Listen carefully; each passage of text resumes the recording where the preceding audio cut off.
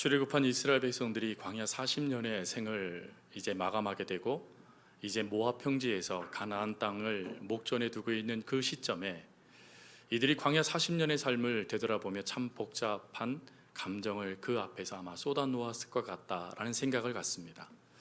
어떤 이는 기뻐하며 우는 이가 있었을 거고, 어떤 이는 아무 말도 하지 못하고 그 약속의 땅을 바라보고만 있는 이들도 있었을 겁니다. 또 어떤 이는 울면서 하나님의 역사를 돌아보는 이들도 있고, 또 어떤 이는 흥분하여 하나님을 찬양하며 기뻐 뛰고 있는 이들도 아마 그 자리 가운데 있었을 것 같습니다. 이렇게 하나님의 약속의 모습들이 이제 실제가 되는 그 순간, 하나님은 다시금 그들을 하나님 앞으로 불러 모으시죠. 그리고는 그들이 하나님께서 허락해 주신 복의 약속의 땅 가나안이 아닌 그 가나안 땅을 허락하신 하나님의 말씀에 귀 기울일 수 있도록 다시금 말씀을 주신 것, 쉐마 이스라엘, 들어라 이스라엘아 라고 하시면서 하나님의 말씀을 다시금 전해주신 것, 그것이 기록된 것이 바로 신명기 말씀입니다. 신명기서의 핵심은 들으라는 것입니다. 그리고 두 번째 핵심은 기억하라 라는 것이죠. 끊임없이 우리는 하나님의 말씀을 들어야 되고, 끊임없이 우리는 하나님의 말씀을 기억하는 삶을 살아야 된다는 것을 신명기 말씀을 통하여 하나님은 이스라엘 백성들에게 모세를 통해 말씀을 전해주십니다. 그리고 그 말씀 속에 특별히 오늘 본문은 이렇게 하나님의 말씀을 따라 그 말씀을 듣고 또 그 말씀을 기억하는 하나님의 백성들에게 하나님이 주시는 복의 역사를 설명을 하죠.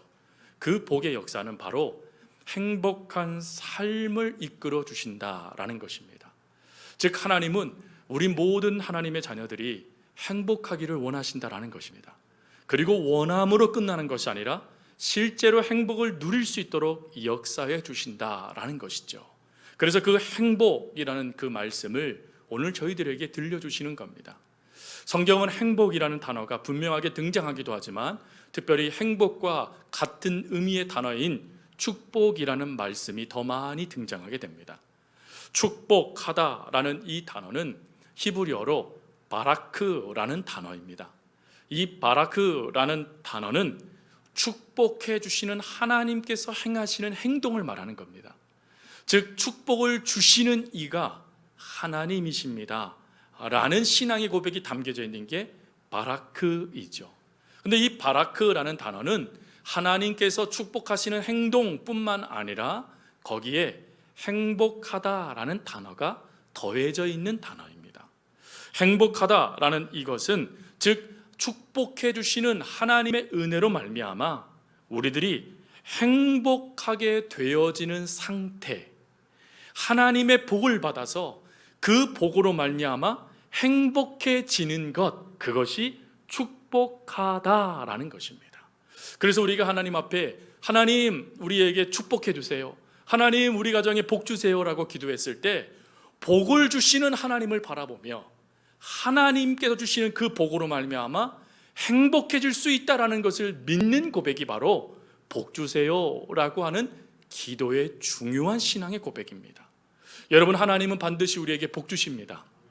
그냥 복 주시는 것이 아니고 반드시 복 주고 복 주겠다라고 말씀하셨잖아요. 그러니 하나님은 복을 주시는 하나님이십니다. 그러면 그 복을 받게 되어지는 우리들은 어떻게 되어진다고요? 행복하게 되어진다라는 것입니다.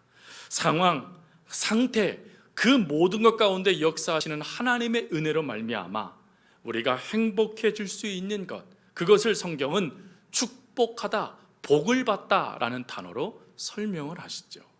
영어 성경은 그 의미를 그대로 갖고 들어갑니다. 그래서 영어 성경은 축복하다라는 단어를 blessing이라는 단어로 쓰지요.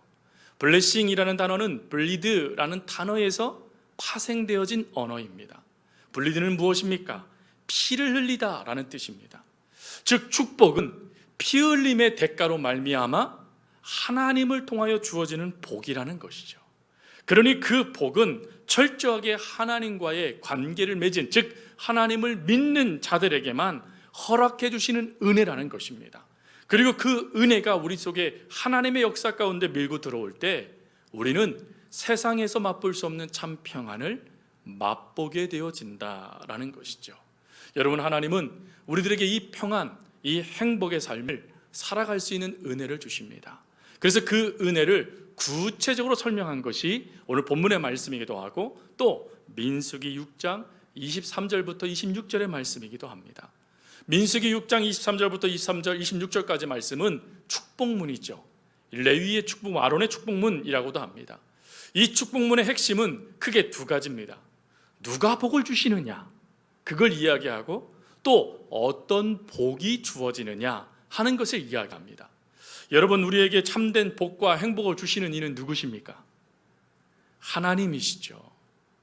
하나님께서 우리들에게 복과 하나님께서 우리들에게 행복의 역사를 더해 주십니다.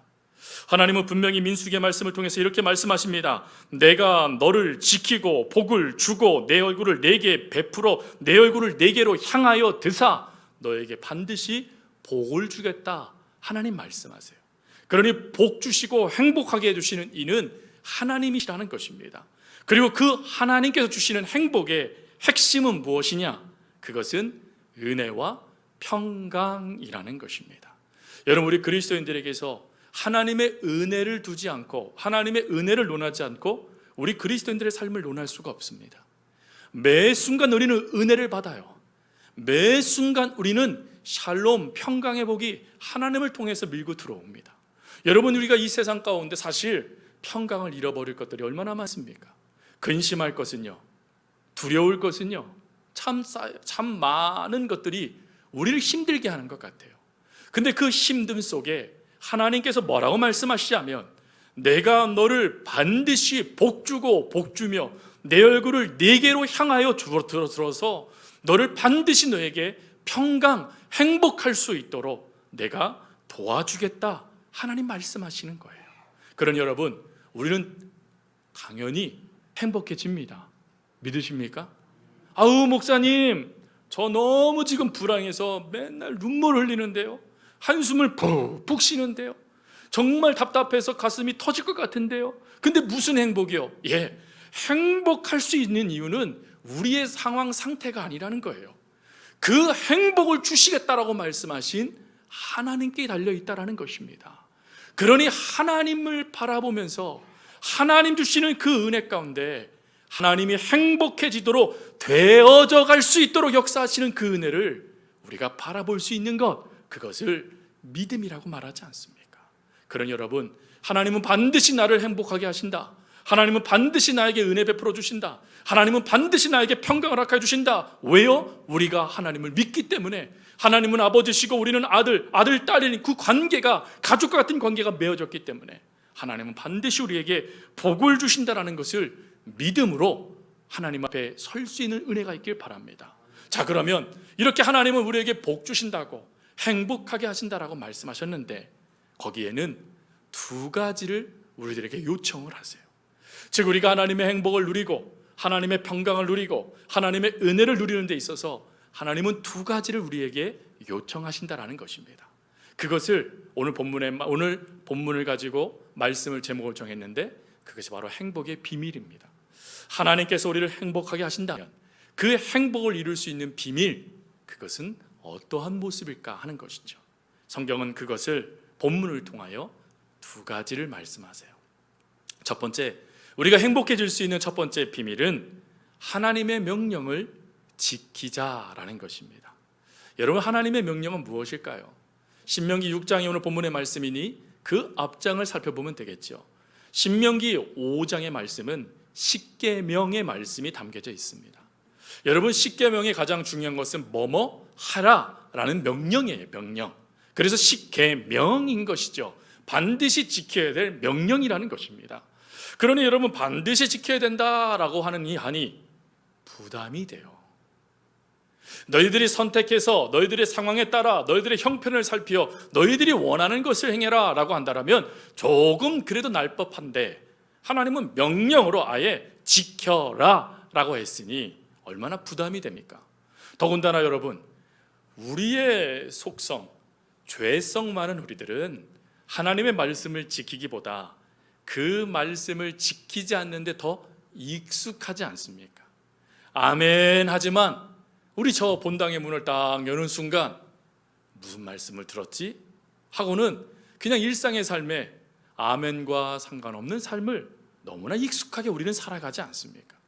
하나님, 내가 하나님 말씀대로 살아갈게요 라고 하지만 사실 뚜껑을 열고 점검을 하면 하나님의 말씀 외에 다른 것을 붙잡으며 사는 것이 사실 우리들의 모습이지 않습니까?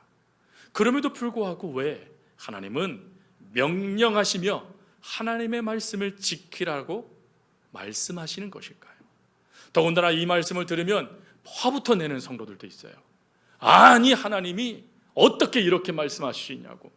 우리 하나님은 사랑의 하나님이라고 말씀하시면서 아니 어떻게 이것을 지키면 복을 받고 이것을 지키지 않으면 하나님의 징계를 받는다고 하면서 우리를 협박할 수 있냐고 여러분 말씀하는 분들도 계세요.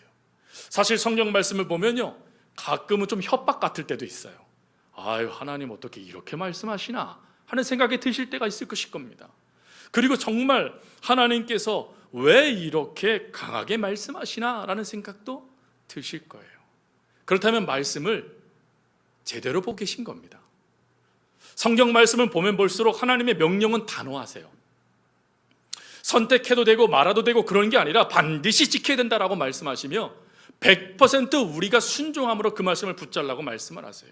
근데 우리는 그럴 수 없거든요. 그러니까 하나님께서 우리가 그 말씀을 지킴에 있어 어떻게 하면 그 말씀을 지킬 수 있는가를 설명을 하십니다. 그 설명을 하신 게 하나님의 명령을 하신 그 명령의 전체적인 내용을 압축할 때 주어지는 한 구절이에요. 여러분, 하나님의 명령의 수많은 말씀들을요, 약탕기 거기에 다 담을 수 있을지 모르겠지만 그 약탕기에 하나님의 말씀을 명령을 다 넣어요. 그리고 불을 딱 지펴서 그거를 보글보글 오랫동안 푹 곱니다. 그런 다음에 그것을요 면포에 딱 놓고 쭉 짜면 하나님의 명령의 핵심적인 내용은 뭐가 남을까요? 한 구절이 남습니다. 그 구절이 신명기 6장 5절 말씀이에요. 신명기 6장 5절 말씀 우리 함께 고백해 보겠습니다. 너는 마음을 다하고 뜻을 다하고 힘을 다하여 내 하나님 여호와를 사랑하라. 즉 하나님의 명령은 하나밖에 없다라는 거예요. 하나님을 사랑해라. 하나님을 사랑할 수 있는 방법을 명령으로 알려주신 거예요. 하나님을 사랑한다고 말하면서 우리는 입술로만 립서비스 할 수 있습니다. 그러나 하나님은 립서비스를 듣기를 원치 않으세요. 하나님은 하나님을 사랑하는 모습을 보기를 원하세요. 중심이 어떤지를 살피기를 원하세요.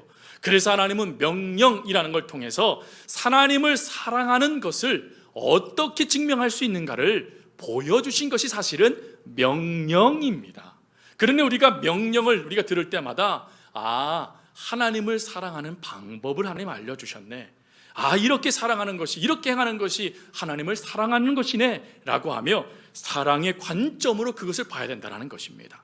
사도 바울은 이것을 깨달았습니다. 그래서 에베소서 5장 2절에 그는 이렇게 말을 하지요. 그리스도께서 너희를 사랑하신 것 같이 너희도 사랑하는 것이 마땅하다. 반드시 그래야 된다라고 말해주면서 하나님을 사랑한다면 사랑의 모습이 우리 가운데 있어야 된다라고 말씀하시는 것입니다. 사랑하는 성도 여러분, 그러니 하나님께서 우리들에게 명령하신 이 말씀을 지키는 것은 다른 말로 하나님을 사랑하는 표현을 하는 것이다. 내가 하나님 이렇게 하나님 사랑하고 있습니다 라는 것을 증명하는 길이다라는 것입니다. 그래서 우리가 하나님을 사랑함을 통하여 이 은혜를 날마다 고백할 수 있는 모습이 저와 여러분 가운데 있어야 돼요. 그럼 이렇게 하나님을 사랑하게 됐을 때 우리 속에 어떠한 모습이 나타날까요?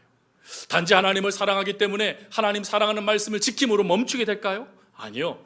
이 하나님의 말씀을 사랑하며 이 말씀을 지키게 될 때 우리 속에 은혜가 흘러넘치기 시작합니다.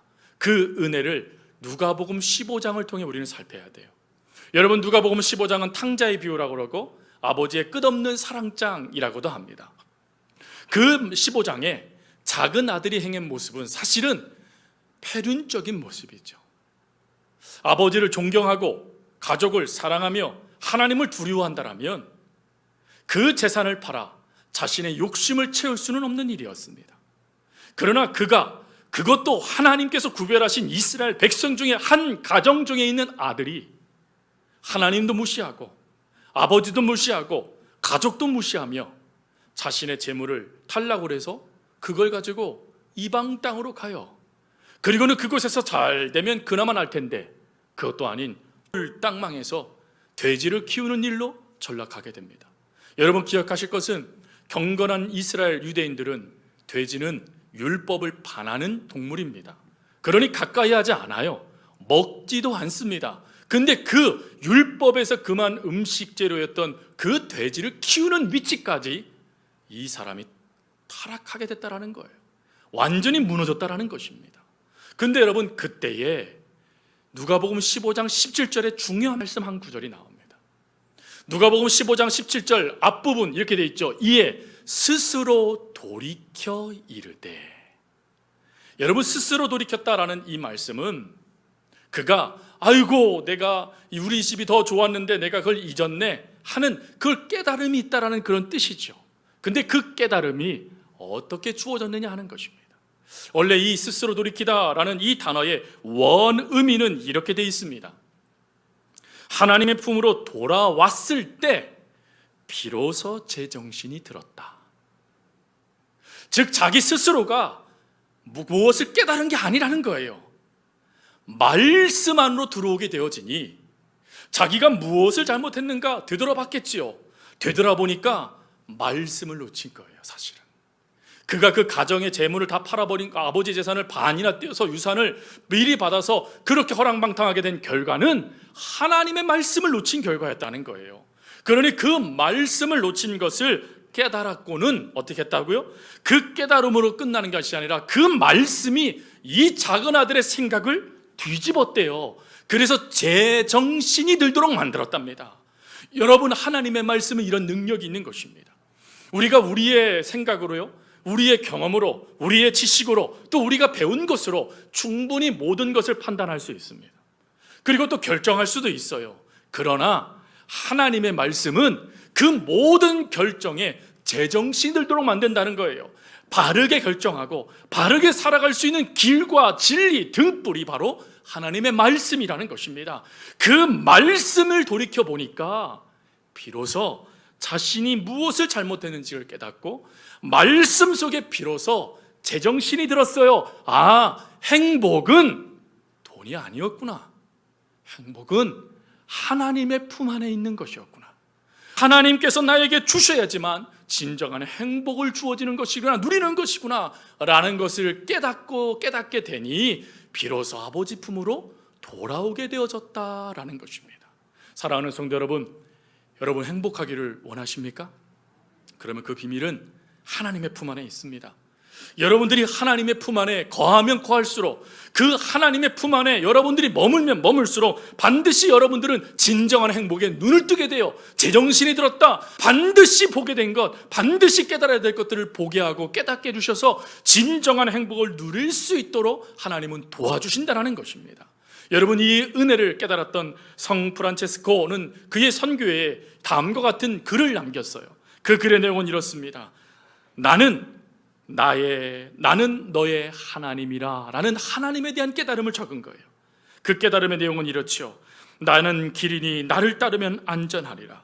진리니 믿을 수 있을 것이며 나는 생명이니 풍성한 삶을 얻을 것이라.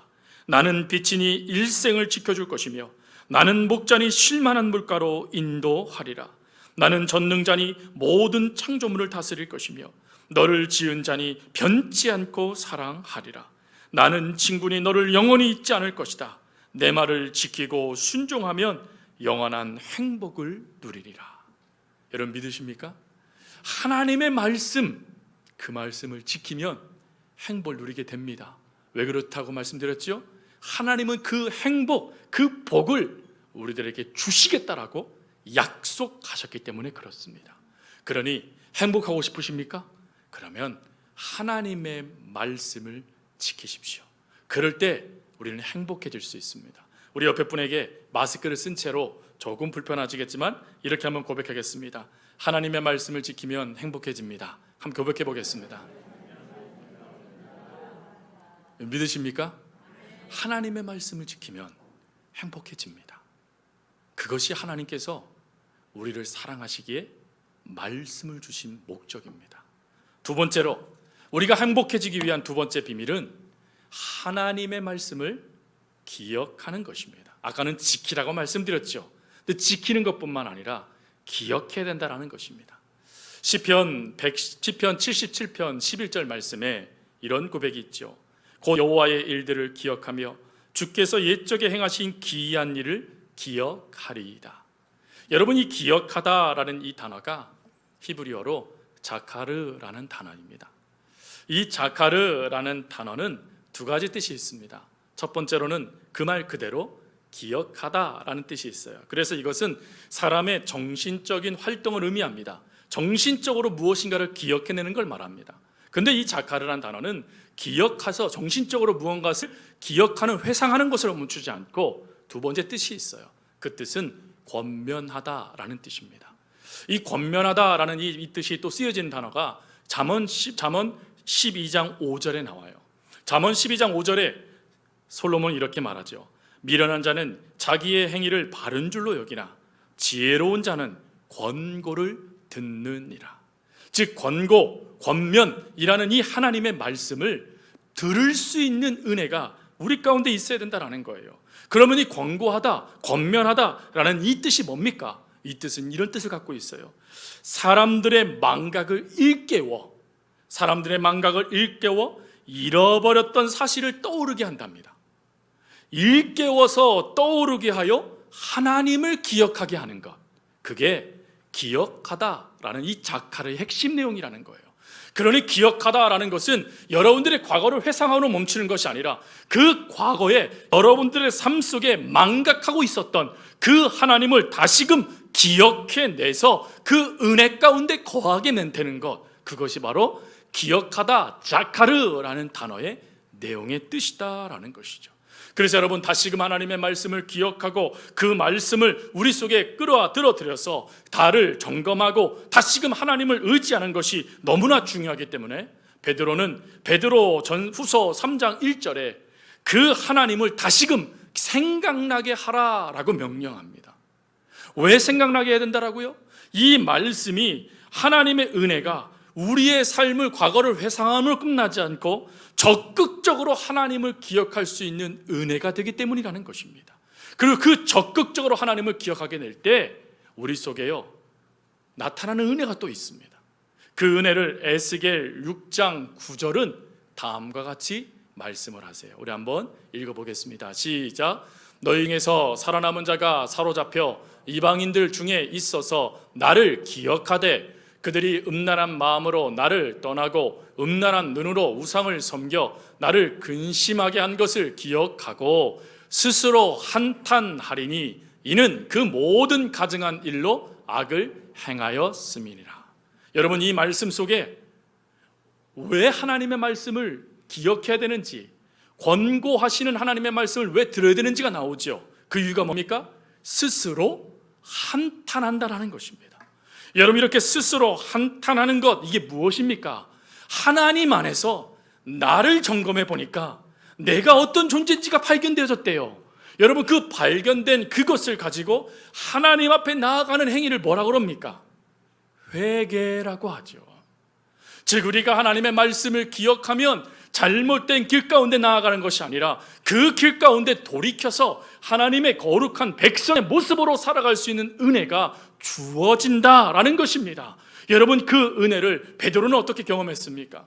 베드로는 예수님을 3번이나 부인했습니다. 말이 쉽게 부인이지 실제로는 저주했다라고 말했죠. 저주하며 예수님을 모른 척했습니다. 그런 베드로가 어떻게 위대한 사도가 됐습니까? 그런 베드로가 어떻게 실패자들의 아버지가 되었습니까? 그 이유는 그 실패의 자리에서 하나님의 말씀을 기억한 거예요.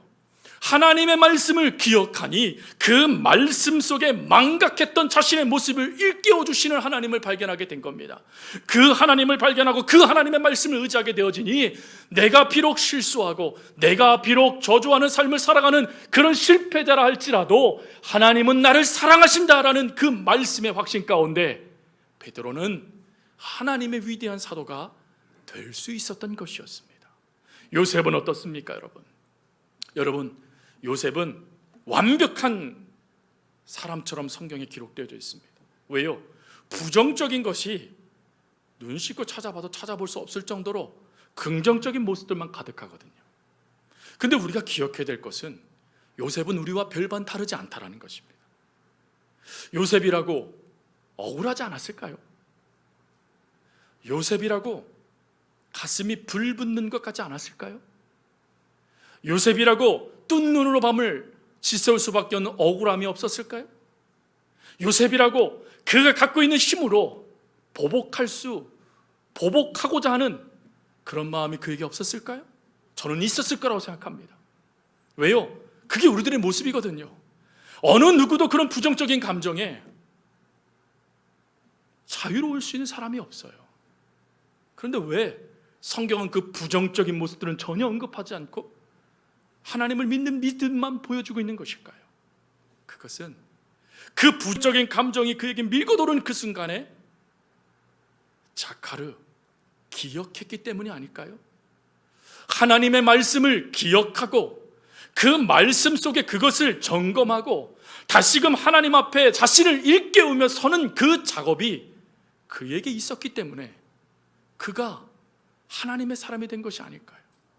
철저하게 형들에게 보복할 수 있는 그 자리에 있을 때 그는 이렇게 말합니다.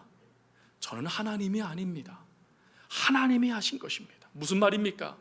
역사를 되돌아보고 자신의 삶을 되돌아보면 참 암담함이었지만 은혜였다라는 거예요. 왜요? 우물에 던져졌는데 마른 우물이었대요. 그러니 빠져 죽지 않았어요. 또 보디발의 아내의 사건을 통하여 노예였으니 그 주인의 아내를 탐했다라는 그 죄목만으로도 죽을 수 있지 않습니까?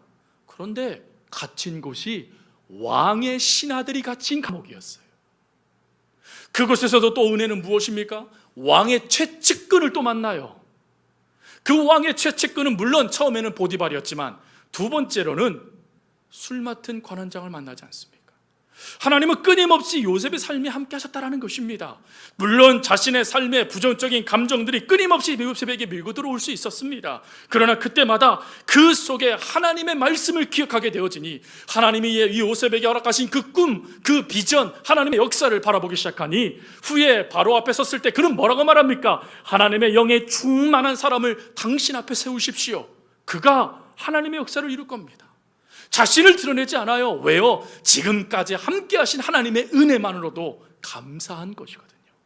사랑하는 성도 여러분, 우리들도 부정적인 감정, 부정적인 모습 속에 그리고 또 하나님을 잊어버리는 망각함 속에 살아갈 수 있다는 것을 인정하셔야 됩니다.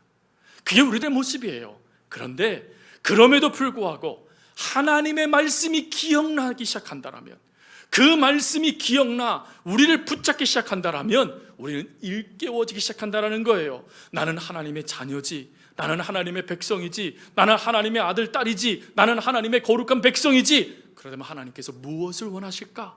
거기를 바라보며 살아가기 시작한다는 것입니다.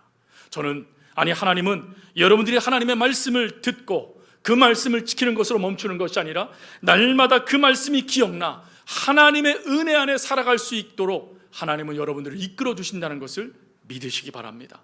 그리고 그 기억함을 통하여 여러분 언제든지 부정적인 것이 여러분의 삶에 결론 질 수 있는 그때에 하나님의 말씀이 여러분들을 일깨워 주셔서 이끌어 주셔서 그 속에 하나님이 원하시는 삶을 살아갈 수 있도록 하나님은 도와주실 것입니다. 그리고 그 결과 행복할 수 있도록, 행복함이 이루어지는 삶을 경험할 수 있도록 사랑하는 성도들을 하나님은 붙잡아 주실 것입니다. 말씀을 마칩니다. 사랑하는 성도 여러분, 하나님은 여러분들이 행복하기를 원하십니다. 그리고 원하는 것뿐만 아니라 행복해질 수 있는 길과 방법을 여러분들에게 허락해 주셨어요. 다른 것은 없습니다. 행복은 하나님께서 주시는 것이기 때문에 하나님의 말씀을 지키십시오. 뭐함으로요? 사랑함으로 지키세요. 그리고 두 번째로 어떠한 순간에도 하나님의 말씀을 기억하십시오. 특별히 하나님의 말씀은 1.1획도 땅에 떨어지지 않는다고 말씀하셨어요. 그러니 그 하나님의 말씀을 기억하며 여러분 나아가십시오. 그럴 때 성경은 복 주신답니다. 즉 복 주시는 하나님의 역사를 말미암아 행복하게 되어지는 삶이 우리에게 주어진다라는 것이죠. 그러니 그 삶을 바라보며 오늘도 말씀을 지키고 오늘도 매 순간 하나님의 말씀을 기억하며 모든 신앙의 걸음을 걸어갈 수 있는 우리 사랑하는 성도님들 될 수 있기를 간절히 주님의 이름으로 부탁드립니다.